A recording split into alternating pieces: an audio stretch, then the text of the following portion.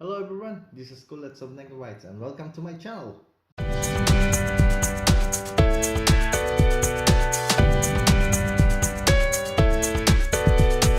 Before the long weekend, the Central Epidemic Command Center (CECC) of Taiwan announced social distancing measures on April 1 to encourage the general public to maintain social distancing and thereby reduce the risk of community transmission of Wuhan Feiyan or COVID-19. There are two phases of these measures. In the first phase, the CECC will advise people to avoid going to events where they could come into close contact with others, such as exhibition, sporting competitions, concert, as well as entertainment venues not essential to their livelihood. The CECC will further recommend social distancing of 1.5 meter indoors and 1 meter outdoors. Yes, it's stricter. However, take note, if all people gathering in a certain place will wear face masks in the proper manner, social distancing recommendations may be ignored. What is a proper manner? Wear the mask properly, not under the chin, not with exposed nose. Keep wearing the mask at all times. And CKU CLC have cancelled 2 of school tours because of this measure. So I cannot make my travel vlog featuring Taichung this time.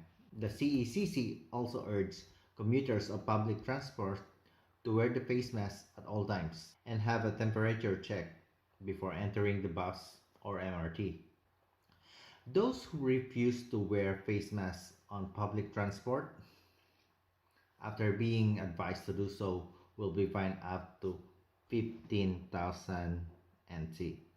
Taipei and Kaohsiung MRT are now implementing no mask, no ride. In the second phase, this will commence if and when circumstances require. The CECC will institute mandatory rules.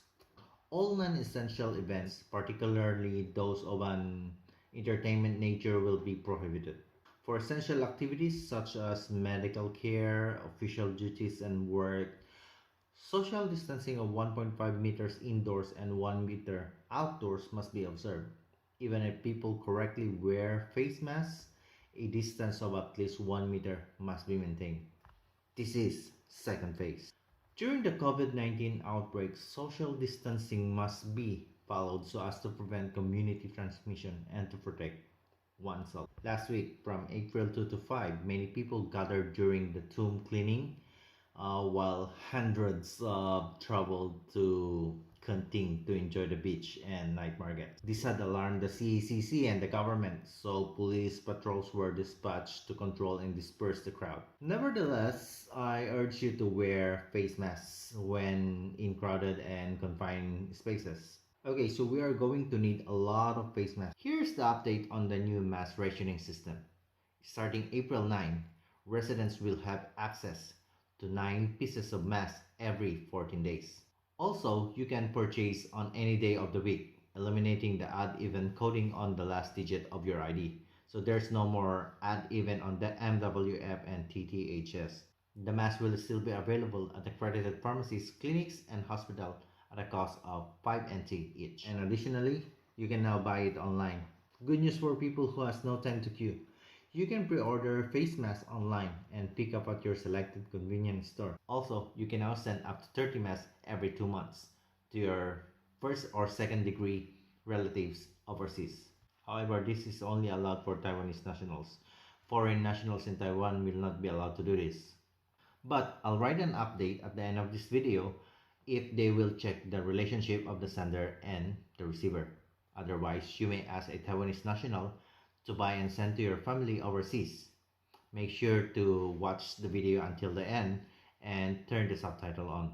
In NCKU CLC, foreign students who are ineligible to buy face masks at the pharmacy can now purchase 1 set of face masks, that's 3 pieces per week from CLC office at the price of 15 NT per 3. These are the students whose visa status is visa exempt, visitor visa, and working holiday visa. Foreign travelers without prior visa because they are visa exempted and now staying in Taiwan before the travel ban, may face challenges in obtaining a face mask. You may try your luck buying face masks at POYA Watsons or merchandise stores. Pharmacy are selling adult size masks and child size masks.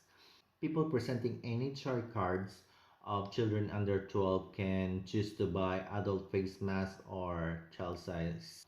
People presenting NHI card of children at the age of 13 or above are only allowed to buy adult face masks. Only one purchase by proxy can be made per person. If a person does not buy mask for himself or herself, the person is only allowed to make one purchase by proxy. And if you purchase for your friends and your family members and you have like 2 or 3 proxy cards, you might need to queue several times. Please remember that you have to present your NHI card, APRC or ARC, or an entry-exit permit with passport for foreign nationals residing in Taiwan.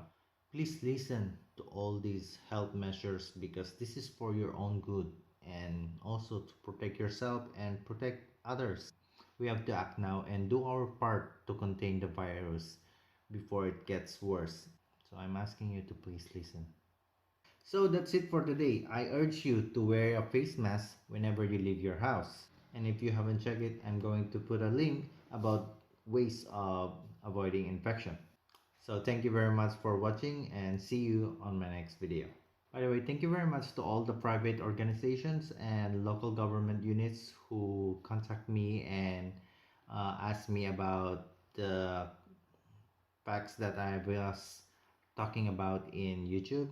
Yes, I researched all those ways of avoiding the infection, and I'm really thankful that you are implementing it in your community, and I'll keep you posted and give you updates on measures to successfully contain this outbreak.